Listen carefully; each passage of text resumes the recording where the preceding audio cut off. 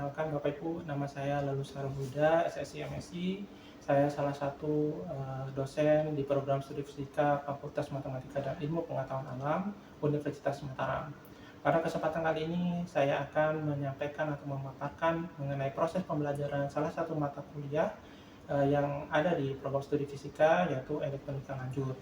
Pada kesempatan kali ini, saya akan memaparkan proses pembelajaran salah satu sub CPMK pada mata kuliah ini, yaitu sub CPMK 2, yang diharapkan mahasiswa mampu merancang dan membangun beberapa rangkaian linear operasional amplifier. Pemaparan ini mencakup 3 komponen utama, yaitu delivery atau bagaimana materi disampaikan, interaction atau bagaimana interaksi dosen dan mahasiswa dibangun, serta assessment atau bagaimana capaian pembelajaran ini dinilai. Seluruhnya mengacu pada rencana pembelajaran semester yang telah disusun. Adapun deskripsi mata kuliah elektronika lanjut ini, mata kuliah ini memiliki bobot 3 SKS dengan kode PIF 21120 yang ditawarkan pada semester 5. Ini merupakan mata kuliah pilihan dengan mata kuliah prasyarat adalah elektronika dasar. Secara singkat, mata kuliah ini mengajarkan mahasiswa bagaimana merancang dan mengaplikasikan berbagai rangkaian berbasis operasional amplifier, mulai dari rangkaian linear, rangkaian non-linear, filter aktif, osilator dan sinyal generator, konverter analog to digital ataupun digital to analog, hingga power regulator.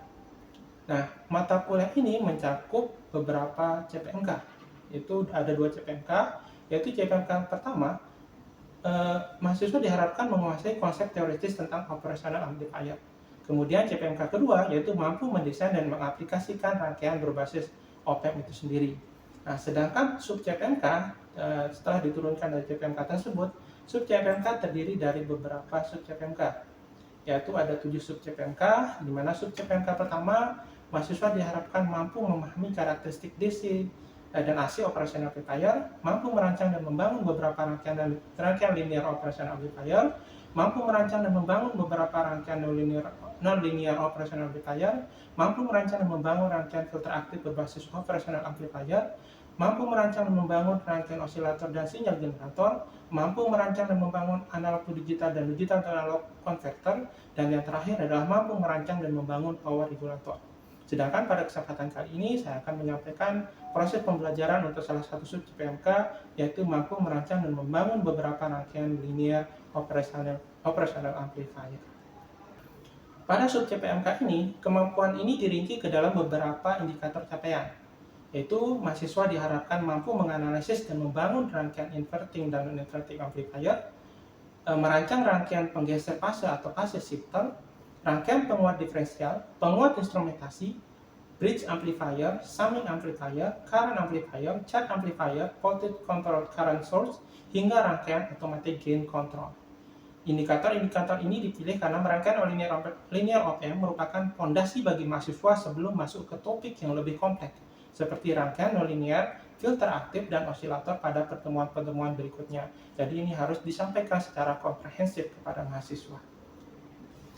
Sub CPMK 2 ini disampaikan dengan model blended learning, kombinasi luring dan daring, selama 2 kali pertemuan atau minggu ketiga dan keempat sesuai dengan yang tertera pada RPS. Secara luring, mahasiswa mengikuti perkuliahan tatap muka berupa diskusi kelas selama 3 kali 50 menit, sementara secara daring, mahasiswa belajar mandiri melalui platform Spada Unram, mengumpulkan tugas terstruktur melalui Spada, serta membuat video presentasi mengenai proyek rangkaian yang mereka kerjakan. Ini proyeknya sederhana. Pendekatan pembelajaran digunakan bersifat project based learning. Ya, selain memahami konsep secara teoritis, mahasiswa juga didorong untuk mendesain, mensimulasikan menggunakan perangkat lunak Proteus, dan langsung membangun rangkaian fisiknya, sehingga kemampuan konseptual dan kemampuan praktis terbangun secara bersamaan. Dalam satu sesi pertemuan berdurasi 100 menit di kelas, saya menerapkan skenario pembelajaran sebagai berikut. 5 menit pertama digunakan untuk pembukaan, menanyakan kesiapan mahasiswa serta mengingatkan kembali tujuan pembelajaran sesuai RPS yang telah dibagikan sejak pertemuan pertama. 5 menit berikutnya diisi dengan motivasi belajar, kemudian menjelaskan relevansi dan pentingnya mempelajari rangkaian linear op-amp. 10 menit selanjutnya digunakan untuk mengingat kembali materi pertemuan sebelumnya dan mengaitkannya dengan materi baru. Inti pembelajaran terbagi menjadi 2 bentuk penguatan. Penguatan pertama berupa presentasi materi disertai tanya jawab selama 30 menit. Dan penguatan kedua berupa studi kasus selama 20 menit.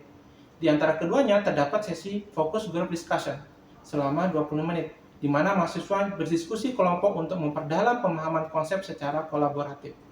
Sesi ditutup dengan refleksi dan intisari pembelajaran selama 5 menit, dan penjelasan mengenai tugas serta proyek yang harus dikerjakan mahasiswa juga selama 5 menit. Sedangkan interaksi dengan mahasiswa saya bangun dalam 2 jalur, yaitu sinkron dan asinkron. Secara sinkron, interaksi terjadi melalui tanya jawab pada saat presentasi materi.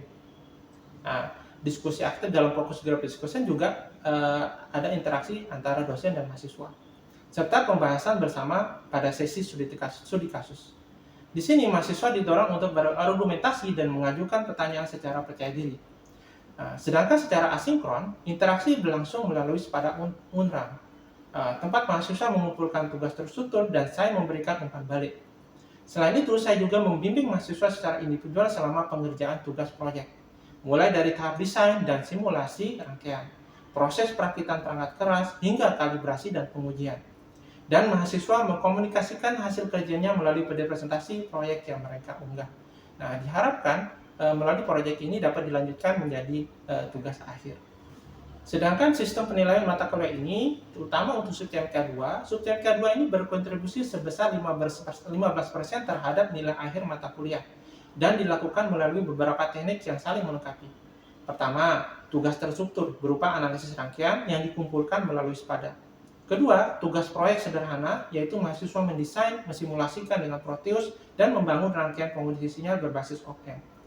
Misalnya sebagai antarmuka antara sensor suhu LM35 dan ADC microcontroller contohnya, lengkap dengan data kalibrasi, data pengujian, dan laporan tertulis. Proyek ini dinilai dari 4 komponen: desain dan simulasi rangkaian sebesar 30%, kesesuaian perangkat keras 40%, hasil kalibrasi dan pengujian 10%, serta laporan tertulis 20%. Ketiga, saya juga menggunakan tes tertulis berbentuk IC yang mengukur kemampuan kognitif tingkat C4, menganalisis, dan C5 yaitu berkreasi. Misalnya, menganalisis penguatan pada rangkaian inverting dan non-inverting, atau merancang penguat instrumentasi dengan spesifik tertentu. Selain aspek kognitif, saya turut menilai aspek afektif, mencakup kedisiplinan, etika, tanggung jawab, dan kemandirian mahasiswa selama proses belajar, serta aspek keterampilan.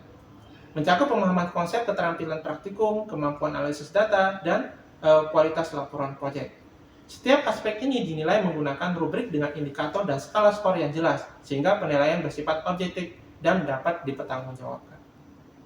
Demikian pemaparan yang saya sampaikan. Selanjutnya kita akan melihat bagaimana proses pembelajaran di kelas yang sudah dilakukan terkait dengan proses pembelajaran subjek K2 untuk mata kuliah elektronika lanjut di program studi fisika Fakultas Matematika dan Ilmu Pengetahuan Alam Universitas Mataram. Demikian, terima kasih. Assalamualaikum warahmatullahi wabarakatuh. Assalamualaikum warahmatullahi wabarakatuh. Oke, bagaimana kabarnya nih semuanya? Ya, walaupun ini mendung ya, kita kuliah di siang hari yang mendung, tapi saya harap semuanya semangat ya, semangat untuk belajar hari ini. Ya. Minggu lalu kan sudah kita pelajari mengenai OPM itu sendiri, kayak operasi thermal amplifier, karakteristiknya dan sebagainya. Dan minggu ini kita akan mempelajari salah satu dari bentuk rangkaian dari operasional amplifier, yaitu rangkaian linear. Sebelumnya saya akan dulu mengenai pendahuluan berupa referensi dan referensi yang sudah saya share ya ke kalian. Ini adalah pertemuan kedua dan akan kita lanjutkan ke pertemuan ketiga, yang dimana capaian pembelajaran yang diharapkan setelah mengikuti materi ini adalah mahasiswa mampu menganalisis dan membangun beberapa rangkaian linear operasional amplifier. Ini adalah salah satu bentuk rangkaian dari OPM. Jadi pertanyaan besar adalah di sini, apa itu rangkaian linear operasional amplifier? Kata kuncinya ada di linear. Minggu lalu kan sudah saya sebutkan bahwa OPM itu adalah salah satu komponen elektronik yang fungsinya sebagai penguat, dia mempunyai penguatan dalam yang sangat tinggi. Nah, kata-kata linear di situ itu menandakan bahwa rangkaian akan kita buat itu sifatnya apa? Syarat. Kata linear biasanya lurus ya, atau ada hubungan linear antara variabel X dan Y. Biasanya X itu sebagai apa? Kalau dalam sebuah rangka elektronik, input, sedangkan Y adalah output. Jadi di antara input dan output dari OPM yang akan kita buat atau rangkaian yang akan kita buat ada hubungan ini. Kenapa kita harus belajar ini? Ini alasannya, karena banyak sekali aplikasinya di kehidupan kita sehari-hari. Yang paling dekat dengan kalian adalah ini. Apa ini? Speaker sama ada mikrofon atau sistem yang biasa kita sebut sebagai, kalau orang-orang saya pengajar apa? Amplifier ya, atau penguat suara. Ada mikrofon, ada speaker. Jadi mikrofon itu sebagai inputan, speaker itu sebagai outputan. Apa kegunaan OPM di sini? Atau rangkaian linear amplifier OPM? Menguatkan suara yang kecil, gelombang kecil dikuatkan menjadi besar, tapi masih ada hubungan linear. Jadi suara kita yang kecil masih sama dengan suara yang besar tadi, tapi bedanya adalah amplitudenya lebih besar sehingga terdengar lebih jelas atau lebih keras. Dan motivasi yang lain kenapa harus belajar ini ternyata banyak kegunaan dari OPM. Contohnya adalah apa itu? Yang paling atas? Yang mungkin yang sudah mengambil instrumentasi medis dan nuklir, detak jantung kan ya? Detak jantung yang ada di tubuh kita kan skalanya kecil sekali sampai mikrovolt kan? Agar bisa digambarkan atau bisa dilihat seperti sinyal EKG yang kita tahu ada beberapa sinyal EKG itu, maka kita harus kuatkan beberapa kali, 100 kali bahkan ribuan kali agar bisa terlihat sinyalnya. Maka OPM itu berperan di situ. Terus ternyata tidak hanya tubuh kita yang menghasilkan listrik, tumbuhan juga menghasilkan listrik. Walaupun nilai tegangan listriknya juga lebih kecil daripada tubuh kita, tapi kita bisa melihat tegangan listrik yang dihasilkan oleh tumbuhan dengan menggunakan OPM, penguat. Nah itu, jadi sangat berguna sekali ketika kita mengetahui bagaimana cara kerja dari OPM sebagai rangkaian linear. Nah, oke. Sebelum kita lanjutkan mengenai rangkaian linear operasional amplifier, kita review atau ingat kembali pelajaran minggu lalu yang berkaitan dengan karakteristik dari OPM itu sendiri. Masih ingat ya? Ini adalah bentuk atau simbol dari sebuah OPM dengan bagian dalam-dalamnya.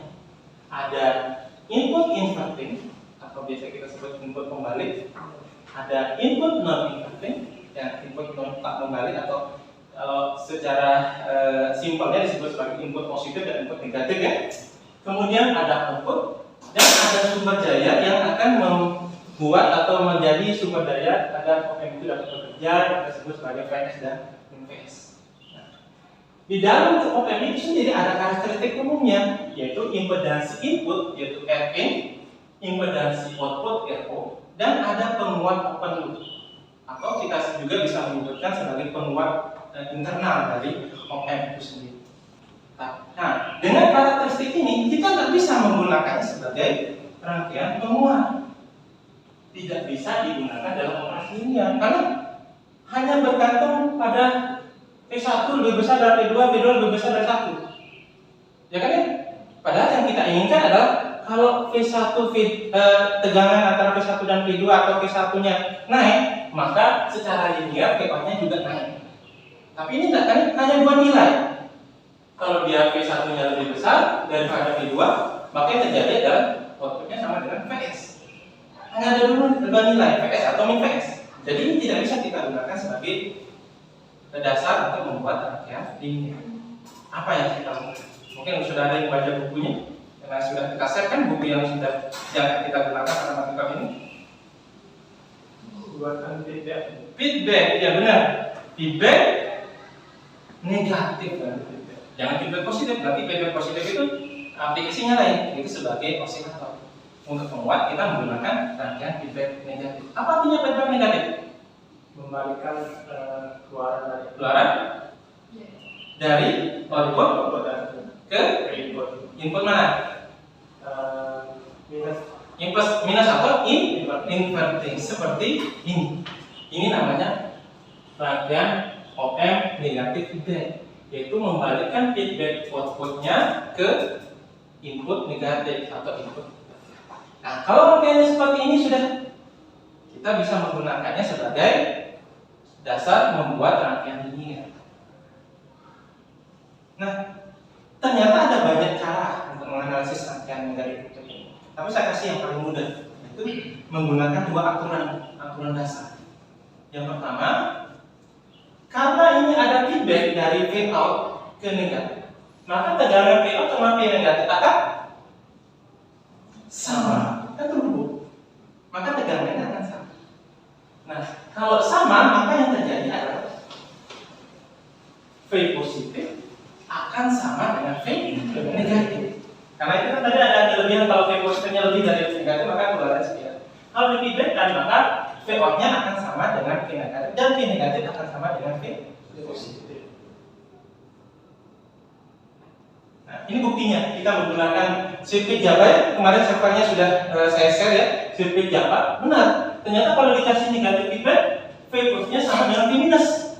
V plusnya 3,3 volt, dan V minusnya juga sama 3,3 volt, atau sama dengan V out.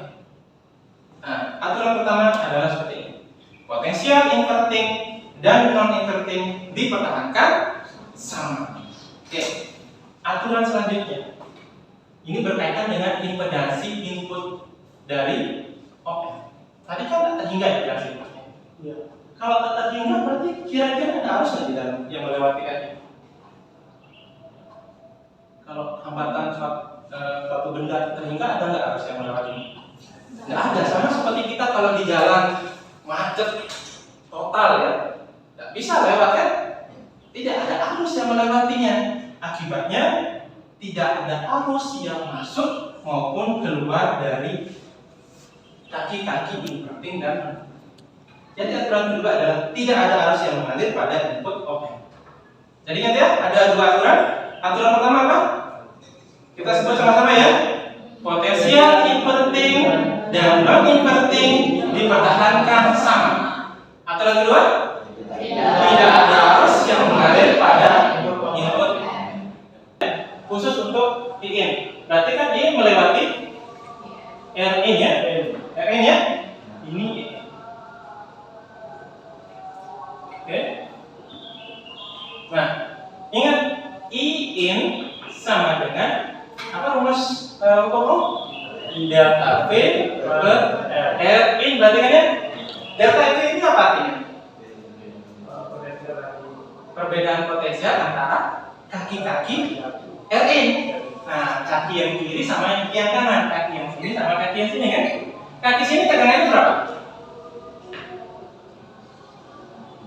Berapa itu? Ini ada variabelnya. V in kan? Oke. Kaki yang sebelah kanannya RN? Iya. VA. Oke, kita masukkan. V in sama dengan V in min VA per R. VA tadi nilainya berapa? 0. Maka V in sama dengan V in per R. Kita simpan. Simpan dulu ya. Oke. Sekarang kita beralih ke RF.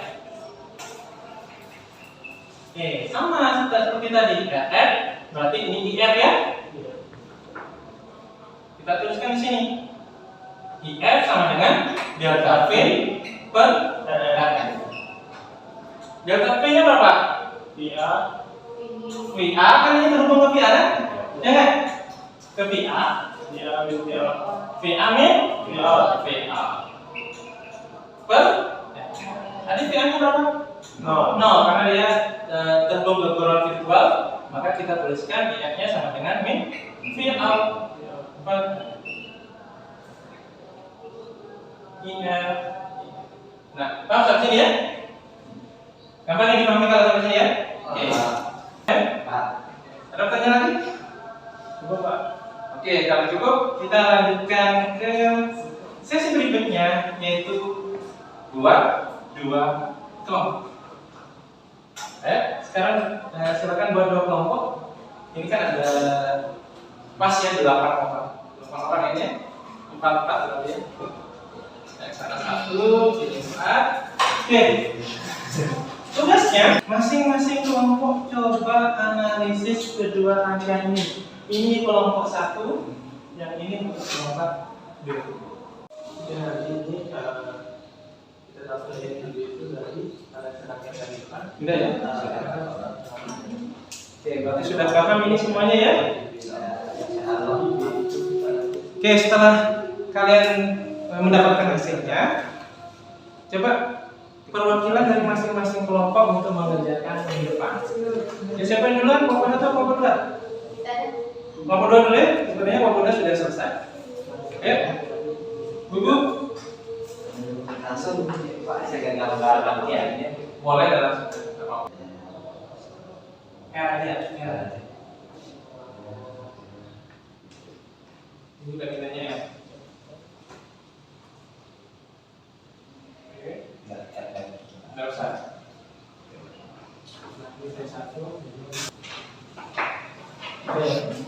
Oke, alhamdulillah untuk kedua kelompok sudah menjawab dengan benar, hasilnya juga benar ya.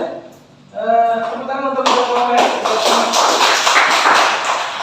Baik, kita akan mengaplikasikan ke dunia nyata. Itu salah satunya sebagai pengisi sinyal. Di sini ditampilkan pengisi sinyal untuk sebuah sensor suhu. Di mana sensor suhu ini adalah sensor analog, di mana temperaturnya itu adalah sebanding dengan tegangan output. Nah, bagaimana kita memodifikasikannya agar outputnya itu ada sebandingan antara suhu dengan tegangan? Misalkan seperti ini. Kita pengen tentang tegangannya adalah tentang suhu yang mau kita ukur dari 0 sampai 50 volt. 50 derajat Celcius, sorry. 0 derajat Celcius sampai 50 derajat Celcius. Kita pengen keluarnya dalam suhu temperatur dengan V. Hubungannya harus ini ya kan? Ini namanya juga linear. Kita sebut mungkin tegangannya. Maka kita akan mendapatkan sebuah garis kurva linear di mana nilai V out sama dengan M kali T plus sebuah angka yang kita sebut sebagai apa? M ini adalah gradiennya, T ini adalah variabel temperatur yang kita masukkan akan menghasilkan nilai V. Bagaimana kita mendapatkan nilai gradien ini? Yaitu menghitung kebimbingan dari garis ini. Yaitu caranya seperti apa? M sama dengan apa namanya untuk menghitung gradien? I2 min 1 per X2. Dalam hal ini yang menjadi ini adalah VA. Tadi maksimumnya berapa kalinya? Berapa volt? 5 volt. Minimumnya? 0. X2 ini? 50. X1 nya tidak suhunya? 0. Maka ini sama dengan 50 0,1. Ini adalah faktor pengalinya. Maka kita buatkan sebuah pengali. Ini adalah rangkaian pengalinya. Kenapa disebut rangkaian pengali? Karena ini merupakan rangkaian inverting. Dengan faktor pengalinya berapa? 10 per 10 satu kali. Kalau kita menginginkan faktor pengalinya 0,1 berarti RF-nya berapa? 10 per 100. 10 per 100. Berarti RF-nya 10, R-nya 100 itu menghasilkan 0. Jadi itu dirubah jadi 10 per 100. Oke, cukup menarik ya kita belajar mengenai aplikasi linear rangkaian. Cukup, oke? Oke. Baik, setelah kita mempelajari berbagai rangkaian linear operasional amplifier, kita lihat kesimpulan apa yang kita bisa tarik dari apa yang sudah kita bahas tadi. Oke, ini apa? Open loop circuit yang tidak bisa digunakan dalam operasi linear. Yaitu catatan pertama kita di awal-awal kuliah. Open dapat bekerja dalam operasi linear dengan menggunakan konfigurasi closed loop negative feedback system. Jadi difeedbackkan outputnya ke negatif atau ke inverted. Nah, terdapat dua aturan dasar yang bisa digunakan untuk menganalisis rangkaian linear operasional amplifier yang biasa disebut sebagai golden rule of Oppen. Apa saja? Diferensial antara satu inverting dan inverting dipertahankan Terus yang kedua? Tidak ada input. Oke, tidak ada semua pada input. Oke. Baik. Saya rasa sudah paham ya berkaitan dengan kedua ini. Contoh rangkaian operasional amplifier yang kalian tahu? Apa tadi? Rangkaian lainnya itu kan cara amplifier, non-inverting amplifier, terus yang sudah dikerjakan differential amplifier, summer amplifier, terus filter aktif, terus penguat instrumentasi, terus integrator, diferensiator dan sebagainya yang sudah kita pelajari hari ini. Kalau sudah paham, sudah mengerti, maka selanjutnya adalah kalian mengerjakan tugas belajar mandiri yang bisa diakses di Spada Unra.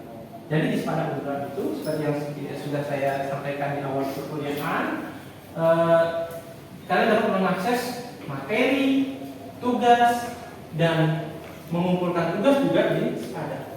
Jadi nanti diakses ya, berkaitan dengan tugas dan materi yang sudah kita pelajari hari ini. Berkaitan dengan project, karena sudah saya jelaskan di awal kuliah bahwa perkuliahan ini berbasiskan project ya, project based learning, maka ini adalah tugas project untuk materi yang waktu pengerjaannya adalah 2 minggu. Ini tugas projectnya. Pertama, tujuannya adalah melalui tugas proyek ini mahasiswa diharapkan mampu merancang dan membangun rangkaian linear operasional amplifier sebagai pengondisi sinyal. Contohnya adalah seperti yang tadi. Ya. Nah, deskripsi tugas. Deskripsi tugasnya desain sebuah rangkaian pengondisi sinyal berbasis op-amp sebagai interface antara sensor temperatur FM35 dan ADC microcontroller. Microcontrollernya boleh apa aja? Mau ATmega 8 itu basisnya Arduino Uno ataupun SP32 ya yang berbasiskan 8 bit juga. Terus tentang pengukuran temperaturnya 0 derajat hingga 50 derajat. Tentang di mana tentang pengukuran berbeda untuk masing-masing mahasiswa ya. Dan tentang tegangan ADC-nya dari 0 hingga 5 volt disesuaikan dengan tegangan referensi yang digunakan karena tegangan referensi dari Arduino adalah 5 volt, maka kita gunakan 5 volt. Kemudian rangkaian yang dibuat akan memberikan output linear terhadap perubahan temperatur seperti yang sudah saya jelaskan. Oke. Metode pengerjaan tugas dikerjakan secara individu. Ya, bentuk dan pengaturan, desain, simulasi, dan perangkat keras berdasarkan desain dan simulasi yang sudah dibuat. Terus kriteria penilaiannya yang pertama, desain dan simulasi rangkaian 30%. Kesesuaian perangkat keras yang dibuat 40%. Hasil kalibrasi dan pengujian 10% dan laporan tertulis 20%. Seperti itu. Jadwal pelaksanaan tugas dikerjakan selama 2 minggu dan dikumpulkan paling lambat tanggal 14 Juni 2023 pukul 16.00 waktu Indonesia. Untuk referensinya, tentu saja menggunakan 2 buku referensi utama yang kita gunakan, yaitu Robert F. Taubin dan apa namanya? Martin ya, Martin. Oke, siap mengerjakan tugasnya ya? Ya. Dengan waktu yang cukup lama 2 minggu, saya rasa bisa kalian selesaikan secara mandiri. Baik. Ada pertanyaan sebelum kita akhiri? Tidak ada. Nah? Tidak ada pertanyaan ya? Berarti sudah siap mengerjakan proyeknya. Semoga apa yang kita pelajari hari ini bermanfaat. Mungkin ada filosofi yang bisa kalian ambil, misalkan ya, berarti ataupun dari segi manfaat dari pengetahuan kalian berkaitan dengan operasional amplifier, khususnya rangkaian linear. Semoga dapat menjadi inspirasi dalam membuat sesuatu atau mendesain sesuatu atau menciptakan sesuatu yang berguna bagi masyarakat. Oke, terima kasih atas perhatiannya. Sampai berjumpa di pertemuan berikutnya. Assalamualaikum warahmatullahi wabarakatuh.